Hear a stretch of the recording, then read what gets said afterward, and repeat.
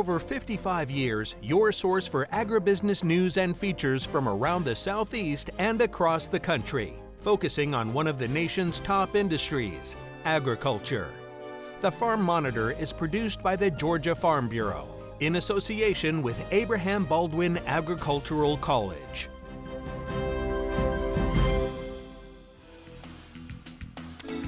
Together again, Jennifer, myself, you, us, all bonding over Georgia's #1 industry, agriculture. Yes, happy to have you along for the next 30 minutes, but once we get going, it'll seem more like 10 minutes. Straight ahead on the program, it grows more than an inch a day and has become one of the toughest weeds for Georgia farmers to control. Pigweed is back in the spotlight as a key herbicide returns under new restrictions. From row crops to forages, farmers are watching the weather closely as drought conditions stretch deeper into winter. We'll tell you what they're facing and what they have to consider before planting. Plus, it's time for our monthly trip to the kitchen with a fresh take on flavor, nutrition, and a familiar leafy green vegetable with a little help from Dr. Tracey Brigman. All this and so much more right now on the Farm Monitor. Well, for cotton and soybean growers, weed control has been a major challenge since losing access to over-the-top dicamba a couple of years ago. Now there's some cautious optimism after the EPA approved a 2-year registration for its return. But as Damon Jones reports, that approval comes with tighter rules and more restrictions than before. This is one of the biggest fears for any farmer around the state, as pigweed is an invasive species that grows more than an inch per day and is resistant to a number of different herbicides. However, the most effective way of protecting their fields against this pest, the use of dicamba products, was taken away from them in 2024 due to product registration issues. But thanks to a recent ruling from the EPA, they will once again be available this growing season under certain conditions. Number one, you got to have a restricted use pesticide license, the applicator themselves. So if you're going to use that on the farm, make sure the applicator's got that license. If you don't have that license, now is a good opportunity to go get that. The second thing, which is not new, but is very important, is there's required mandatory training. And with the required mandatory training, that is when we will focus on all the changes on the label. And in fact, there are probably about 15 different items on the label that we will go through. Some of the most prominent changes will be a cap of 2 1/2-pound applications per year and a required 40 ounces per acre of an approved volatility reduction agent being added to each application. However, it's an extra effort farmers around the state are more than willing to do, considering most of the seed sold here in Georgia was specifically designed for the use of dicamba products. This is obviously a huge deal for cotton in Georgia and cotton producers in Georgia because the vast majority of the cotton in Georgia has that dicamba tolerant trait as part of its trait package. So I mean, it's a tremendous deal. You know, it's something that the producers were paying for and not having access to when they procured the seed that had that trait in the package. While this ruling has run into some opposition from a number of environmental agencies due to past problems with spray drift, farmers in Georgia have been exemplary in their use of these products over the years, taking their environmental responsibility very seriously. But I think one thing that we have to celebrate in the state of Georgia is over the last decade, our growers have reduced off-target pesticide movement by over 91%. They are true stewards. They are the environmentalists of environmentalists. They're the true stewards of agriculture. When they apply a herbicide, they have done their homework. They know exactly how to maximize on-target application, maximize control. However, they must remain vigilant if they are to continue having access to this valuable tool, as they will be under close watch during this 2-year registration period in order to make sure that every rule is being followed. I think with what we've been through, this is probably our last opportunity to prove, not only to our regulatory partners, but to prove to ourselves and our consumers that we can steward these tools. And again, Georgia's shown that, right? We have truly shown that. We've adopted these technologies. We're using them on large acres. Reporting from Tifton, I'm Damon Jones for the Farm Monitor. With spring planting just around the corner, Georgia farmers are facing a troubling reality: dry soils and shrinking moisture reserves. The latest drought monitor shows the entire state in some level of drought. John Holcomb reports from Watkinsville on how these conditions developed and what they could mean for the growing season ahead. Over the last several months, every corner of Georgia has experienced drought conditions. In fact, according to the latest drought monitor data, every single county is in some level of drought, while more than 30% are in a level 3 or 4. According to agricultural climatologist Pam Knox, this is something that's been progressing since last summer and is becoming more and more concerning. You can go back to last summer to see where the drought really kind of got its roots. And we had a lot of rain early in August. There are some places not too far from here that got 10 inches in just a few days. And after that, the heavens stopped.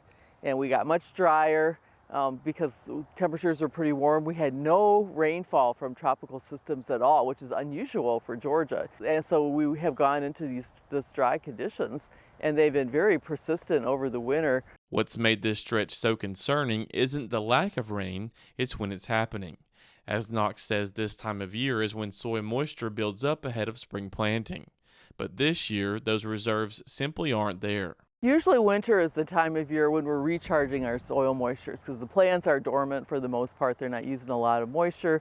And of course, temperatures are low, so evaporation is also low. And so this is the time of year when we build up our soil moisture reserves going into the next growing season. And because it's so dry, we don't have those reserves there. You know, it's for people who are going to try to plant in the spring, if you don't have any moisture, it's hard to get those seeds to germinate. So that's a concern. Also, once the plants come out of dormancy and start growing, they're going to use up every bit of soil moisture and whatever rainfall we get.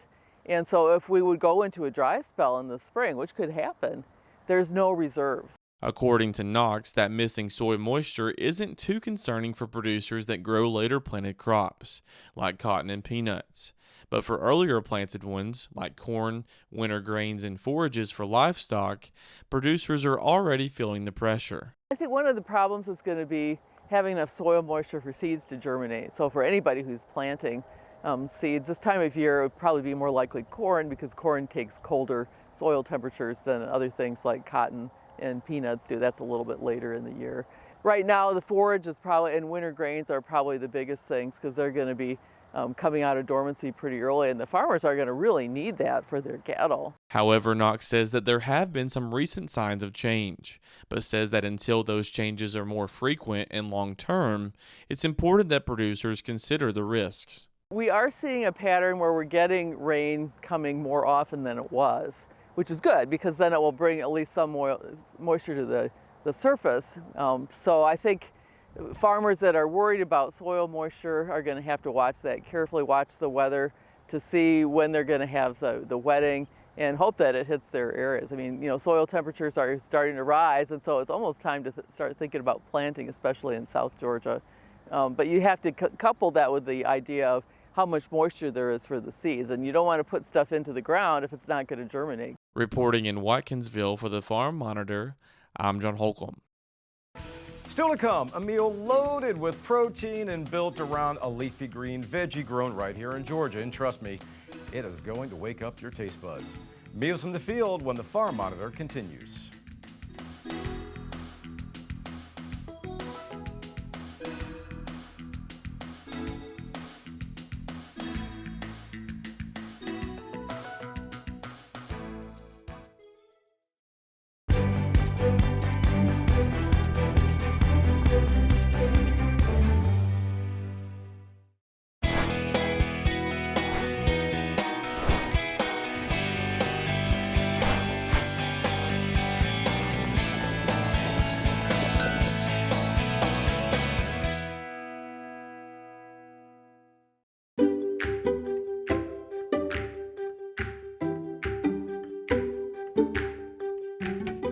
Well, if Popeye were still alive, he would love this segment because today we are doing spinach. And yes, I don't have the guns that Popeye had, but I do like some spinach from time to time. And today is a creative way that we are doing spinach.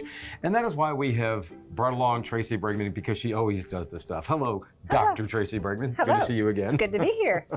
Yeah, so we're going to start. Do you like tacos? I love tacos. What about breakfast tacos? Love breakfast tacos. I love a breakfast taco. And what goes better? I just love food, Tracey, okay? I do too. But what goes better with spinach than sausage? So we're going to do a sausage based with spinach breakfast taco. Okay. So I started out, this is a pound of breakfast sausage. I chose hot because I like that little kick in it, but you can do regular or the sage. I cooked it, I browned it off, and then I drained the grease and I left that in my pan. So we're gonna put this off to the side because that's done. I thinly sliced 2 cloves of garlic, and I'm gonna add that to my sausage grease and cook it over medium heat for about a minute till you can start smelling the garlic. This is 1 quart of packed spinach. I'm gonna put about half in to start out with and stir it around for, maybe 30 seconds or so to start wilting it and give me room to put the rest in. Once I put the rest of my spinach in, I'm gonna cook it down, and then it's gonna release some water. I wanna cook it until that water evaporates, and that's gonna be about 5 minutes. All right, so my spinach is nice and wilted. I'm gonna remove, and there's no water in the pan, so I'm gonna remove that to a paper towel lined plate, so to get out any additional moisture. We're gonna put that to the side. Here? Yep. And then I'm gonna wipe out my pan. Oops, that's very noisy. I'm gonna wipe out my pan because I don't want any of that sausage grease to burn anymore. I'm gonna add a tablespoon of butter. And then this is 4 eggs that we're gonna scramble. All right. Once we scramble our eggs, we'll be ready to put our taco together. Nice. So I have a flour tortilla that I warmed in the oven. We're gonna start, this is some store-bought salsa verde. You're going to spread all over the bottom. That's gonna help things kind of stick when you fold your taco together. And then what I have here is enough for 4 tacos. So if you wanna grab your spinach. So we're gonna take about a quarter of that and put that on your taco. Try to put it in the middle because remember we're gonna have to fold it. And then we're gonna take some sausage. And then a quarter of the eggs. And then we're gonna top that. I have some crumbled cotija cheese. You can use feta, but I chose the cotija. And then you can squeeze a lime on it. And then I have some scallions and cilantro, so just sprinkle a little bit of that on it. And you have your breakfast taco. Moving on to our next recipe. This one is called the chicken peanut protein bowl, Yes, correct? yes. Chicken peanut protein bowl. Yes. What I have here is 1 large sweet potato that I peeled and cut into 1.5 inch cubes. And we're gonna put this on a baking tray. I have my oven preheated to 425. This is 1 large red onion that I chopped, pretty fine. We're gonna add that to our baking tray, and then 1 tablespoon of olive oil. And then we're just gonna stir that around to make sure that everything gets coated in olive oil. We're gonna put that in the oven to bake for about 20 to 25 minutes until my sweet potatoes are done. Okay, so you can see we spread it out so it cooks evenly. Again, I'm gonna put this in the oven at 425 for about 20-25 minutes until those sweet potatoes are done. While that's cooking, we're gonna work on our chicken. And so I have 2 large boneless, skinless chicken breasts. What I'm going to add to that, I have a 1/2 teaspoon of garlic powder, a 1/2 teaspoon of ground ginger, and salt and pepper. So I'm just gonna sprinkle the seasoning over it. I'm going to preheat a skillet on about medium high. I'm gonna put a tablespoon of olive oil in it, and I'm gonna cook my chicken breast till it's done, an internal temperature of 165 degrees. When that's done, I'm going to put it on a plate, let it rest for 10 minutes before I slice it. So my potatoes and onions are in the oven. My chicken is cooking on the stovetop. Now I want to get my dressing together. Okay. So in this bowl, I have 2 tablespoons of creamy peanut butter. There's the peanut in my chicken peanut protein bowl. I'm going to add in, this is 1 clove of garlic that I finely chopped. So I juiced 1 lime. That is 1 tablespoon of honey. Right. And then we're gonna add 1 tablespoon of low sodium soy sauce, because everything else is salty enough. Sauce. And then this is 1 tablespoon of toasted sesame oil. I didn't toast it myself, I bought it, it was already toasted sesame oil. And then this is 1 tablespoon of olive oil. And we're gonna whisk that together, and that's gonna be our dressing. So in this bowl, I have 1 cup of brown rice. We are gonna put about 1/4 of my potato and onion mixture on top. Okay. So, how's that? That Good? looks good. And then we're gonna add some chicken to it. Chicken, we'll put that on that side. It'll be pretty. All right. And then, so I have some sliced avocado that we're also gonna put on there. And then our star of the show, our spinach. And then we're gonna drizzle some of our peanut sauce on it for some flavor. And we have a wonderfully delicious chicken peanut protein bowl. Again, chicken peanut protein bowl, breakfast morning tacos with spinach. 2 recipes you can find by logging on to farm-monitor.com, going on there to the recipe section. As always, Tracey, thank you so much for all you do for us, for filling up our bellies and for keeping us healthy. I'm trying. Okay, good to see you again, Tracey. Good to see you, and we will see you again next month.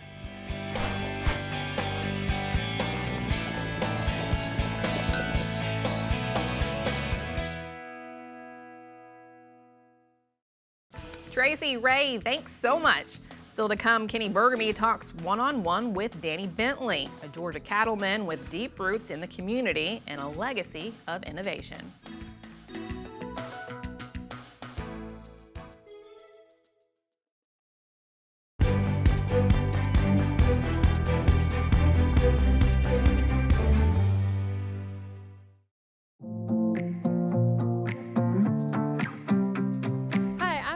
Porter, and we are at one of my favorite places on the ABAC campus, which is at the Data Farm. And the Data Farm stands for Demonstrating Applied Technology in Agriculture. And one of my very favorite spots on the Data Farm is under this pecan tree. This is the place where all of us come and meet whenever we come out here for labs. It's a great meeting spot for the students. We hang out under the shade while we start talking about all the cool technology that we're going to be using out on the farm, and then we're right here and we can jump right in and start doing it. Some of the things that we do on the Data Farm is using all of this technology in agriculture. So some of the things that we already have here is one of the state-of-the-art new Valley pivots with a weather station and a variable frequency drive pump. And we do all of our data-driven agriculture out here. So we collect lots of data through soil moisture sensors, through sensors on vehicles, and we do site-specific management on this piece of property. Here on the Data Farm, it is a perfect place for our students to get hands-on experience with all of the new tech that's coming out in ag before they actually enter into the industry.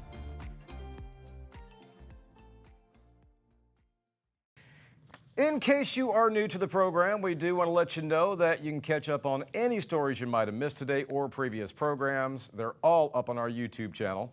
Once there, you'll find a good deal of content covering a variety of subjects, and best part is our archive goes all the way back to 2009. Also, feel free to join us on the Farm Monitor Facebook page as well. We've got exclusive behind-the-scenes photos, the most updated stories, and interactive content.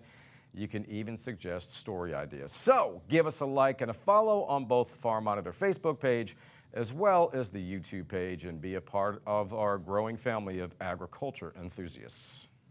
Finally this week, a trip to Upson County for a one-on-one with cattleman Danny Bentley. A 6th-generation producer, Bentley has watched Georgia's beef industry change firsthand and has played a role in helping it move forward. In a conversation with our Kenny Burgamy, Bentley talks about the task of raising beef today, what consumers expect, and why quality really matters.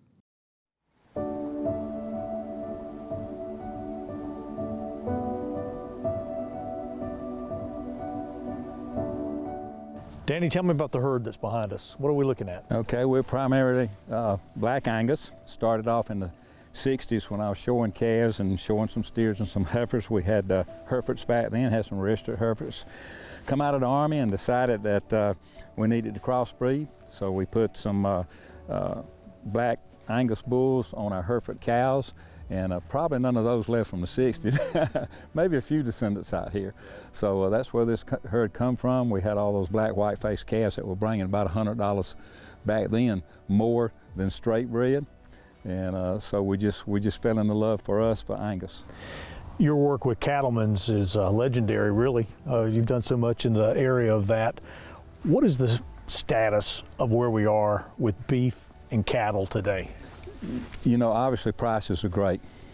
I think, you know, I get all the publications, watch RFD and you guys all the time. I really believe that we're going to see at least 3 to 5 more years of this. I don't know about tariffs and things like that, how it's going to affect us, probably the crop folks more than we will be. But I really see that length, maybe even further. What changed the dynamics with beef being so strong right now? What was the change, say, 5 years ago? Well, probably the public demands more of us. That's what I see. And obviously we all are trying to raise the kind of beef, you know, the way the public expects us to, you know. Obviously we're BQA certified, so we believe in the Beef Quality Assurance Program. I think things like that, each breed, not just Angus, I think they're pretty close to the top in that leadership, but I believe all the major breeds have led in that direction to make it better. The marketing efforts on beef, I see you got the cap, beef, it's what's for dinner. Did that make a real change in America in the way they perceive beef and the image of beef? Absolutely. I'm trying to think, it started probably, I'm thinking 20 years ago maybe. You know, the race in Daytona. Oh boy, what a remarkable advertising tool that is for beef all over the world. Yeah, absolutely. Your favorite beef? What's your favorite steak? Ribeye. I love a ribeye. I don't know why. So I love it all, but obviously we put up our own too, along with what we were selling through the restaurant at the time.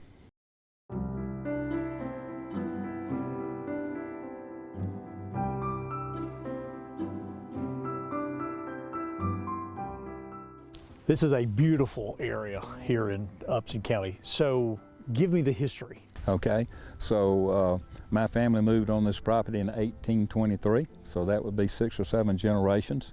You know, my boys and kids would be the 6th, you know, and that year would be the 7th. So my grandmama and granddaddy moved in the house that we were looking at down here where the chimney is, on where all of my equipment, all my barns are. They moved in there in 1898. Had their first child there in 2 weeks, and then raised 7 children, including my dad, which was the 7th on this property, and we've been on it ever since.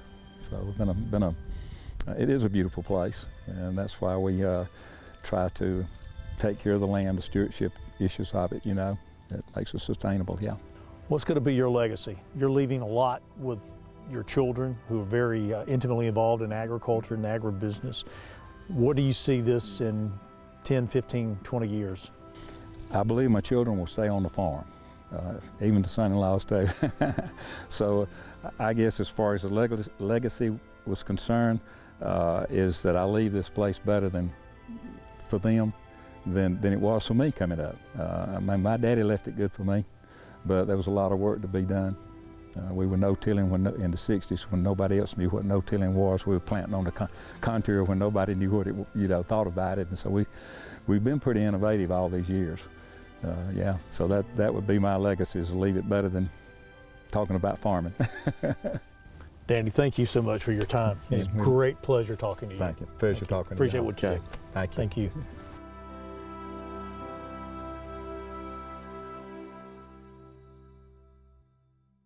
Kenny, thanks so much, and thank you for making this show possible. Yes, for everyone here at the program, thanks for making our jobs enjoyable. Take care, stay safe, and we'll see you next time right here on the Farm Monitor. Have a great week.